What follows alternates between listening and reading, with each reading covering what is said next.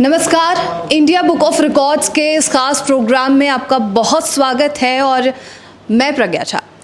आप जैसे मेरे पीछे देख रहे हैं, ये इंडिया बुक ऑफ रिकॉर्ड्स का मुख्यालय है। यहाँ पे तमाम टैलेंट्स जो कुछ एक्स्ट्रॉर्डिनरी करके दिखा चुके हैं अपनी लाइफ में, कई रिकॉर्ड्स अपने नाम दर्ज कर चुके हैं, उन सभी से हम बात करने वाले हैं। यहाँ पर देश के अलग अलग जगहों से सभी लोग यहाँ पर हमारे साथ मौजूद होंगे, चाहे वो एक बच्चा हो या एक वयस्क हो, सभी हमारे साथ मौजूद होंगे। चलिए एक एक करके बात करते हैं और उनके टैलेंट्स के बारे में जानते हैं। क्या नया उन्होंने हासिल किया, क्या नया उनके अंदर का टैलेंट उन्होंने निकाला है, उभार कर एक मंच जो इंडिया बुक ऑफ रिकॉर्ड्स ने उन्हें दिया है उसका इस्तेमाल कैसे किया गया है, चलिए जानते हैं। नए बच्चे हैं जो उभर के आना चाहते हैं एयरक्राफ्ट या पायलट के तौर पे, तो उनके लिए आपका क्या मैसेज होने वाला है? मॉडल कैसे बनाते हैं, हवाई जहाज क्यों उड़ता है, कैसे उड़ता है, उसका बेसिक प्रिंसिपल्स उनको पता लग जाता है प्रैक्टिकल के माध्यम से। इतिहास कहता है कि एविएशन की ये जो बेस है ये एरो मॉडलिंग है। आप सोच सकते हैं और बहुत अच्छे वैमानिक बन सकते हैं। तो हमारे साथ अभी एक और रिकॉर्ड होल्डर जो हैं मौजूद हैं। इनके रिकॉर्ड के बारे में अगर मैं आपको जानकारी दूं तो lightest rubber powered indoor flying arrow model made by him. Congratulations sir for the best record India book of records. And please हमें कुछ आप अपने रिकॉर्ड के बारे में जानकारी दे सकते हैं। जो पिक्चर्स हमने लिए हैं वो भी हम दिखा देंगे लोगों को, लेकिन पहले ज़रा जानकारी दीजिए, प्रोसेस बताइए।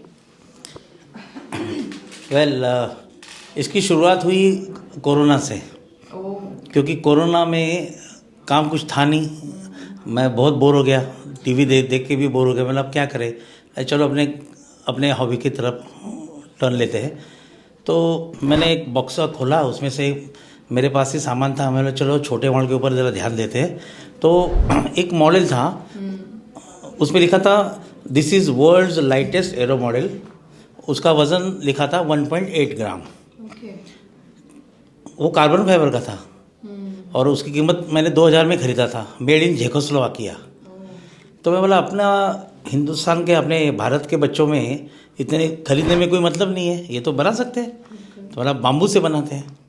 बाम्बू की कोई कीमत ही नहीं है, पड़ा रहता है इधर उधर, कहीं भी मिल जाता है। तो बाम्बू की बारीक तारे निकाल के, लकड़ी छील के मैंने प्लेन बनाया। उसके जैसा उड़ा और उसका वज़न था, गेस कीजिए, 1.5 ग्राम। ओके। कार्बन फाइबर के प्लेन से कम। तो मेरा कॉन्फिडेंस और बढ़ा। फिर मतलब एक काम करते हैं, बालसा वुड से बनाते, जो हम अक्सर पूरे दुनिया में ये जो एरो मॉडल्स होते हैं बालसा वुड से बनाए जाते हैं। और बालसा वुड ने बहुत ही, जो घर में हमारे वर्कशॉप में जो वेस्ट मटेरियल होता है, उसमें से ही मैंने बारीक थ्रेड के जैसी ब्लेड से निकाल के लकड़ियाँ उसको जोड़ के, यानी जो फेविक्विक होता है, तो आजकल जेल आता है गाढ़ा, तो 1.5 ड्रॉप भी यूज़ नहीं किए मैंने।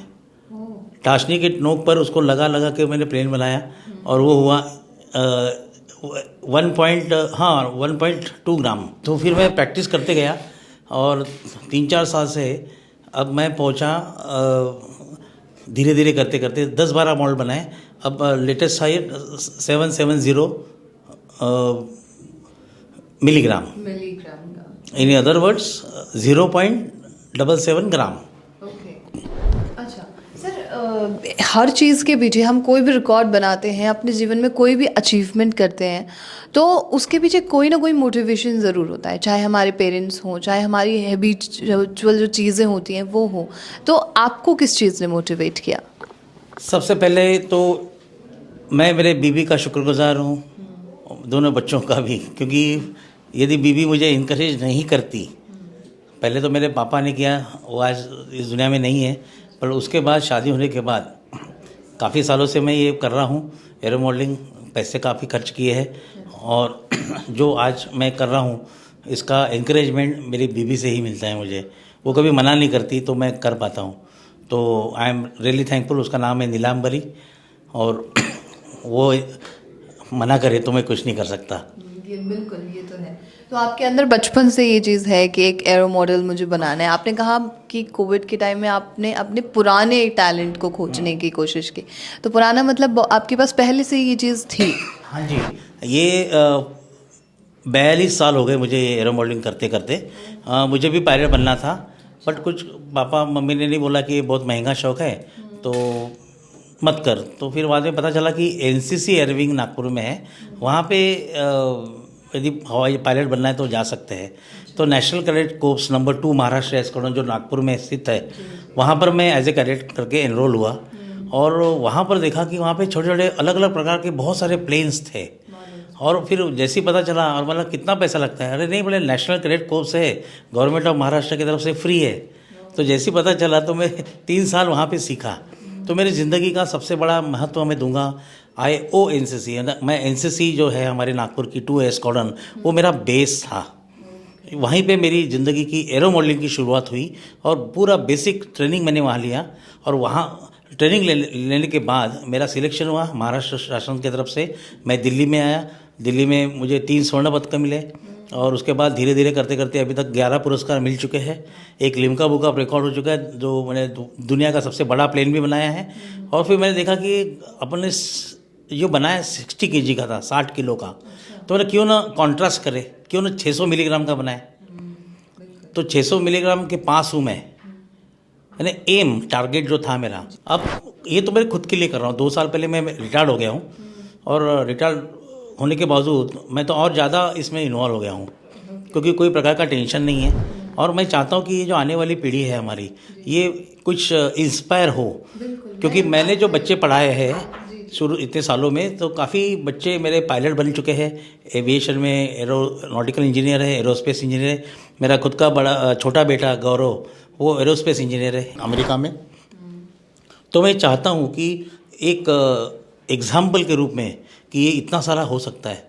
और मैंने बता सकता हूँ कि कुछ लोगों को ये मालूम नहीं, विश्वास नहीं कर रहे इतना हल्का प्लेन कैसा हो सकता है और कैसा उड़ सकता है। बिल्कुल, मेरा आखिरी सवाल आपसे यही होने वाला था कि कोई मैसेज जो आप लोगों को देना चाहेंगे, जो नए बच्चे हैं जो उभर के आना चाहते हैं एयरक्राफ्ट या पायलट के तौर पे, तो उनके लिए आपका क्या मैसेज होने वाला है? मैं यही कहूँगा कि इतिहास कहता है कि एविएशन की ये जो बेस है ये एरो मॉडलिंग है। पहले दुनिया में एरो मॉडल्स आए 1848 में, और राइट ब्रदर ने जो प्लेन उड़ाया वो 55 साल के बाद 1903 में। तो इसका साइंस जो है, बेसिक जो है, मैं बोल सकता हूँ सिंपल लैंग्वेज में, यदि आप एविएशन में इंटरेस्ट रखते हैं बच्चे, तो एरो मॉडलिंग की शुरुआत उन्होंने 5वीं कक्षा से शुरू की। तो मॉडल कैसे बनाते हैं, हवाई जहाज क्यों उड़ता है, कैसे उड़ता है, उसका बेसिक प्रिंसिपल्स उनको पता लग जाता है प्रैक्टिकल के माध्यम से। जो चीज़ थ्योरी नहीं बता सकती, समझ नहीं सकते आप, तो प्रैक्टिकल के माध्यम से वो बहुत अच्छे से तरीके से समझ सकते हैं। उनकी आइडियाज़ आ जाएंगी, समझने के बाद बेस अच्छा बनेगा, आइडियाज़ आएगी, और आइडियाज़ की वजह से आपको विंग्स मिलेंगे, आप सोच सकते हैं और बहुत अच्छे वैमानिक बन सकते हैं और एविएशन सेक्टर में जा सकते हैं। बिल्कुल बिल्कुल, thank you so much Rajesh ji, बहुत शुक्रिया आपका। Thank you ma'am, thank you so much.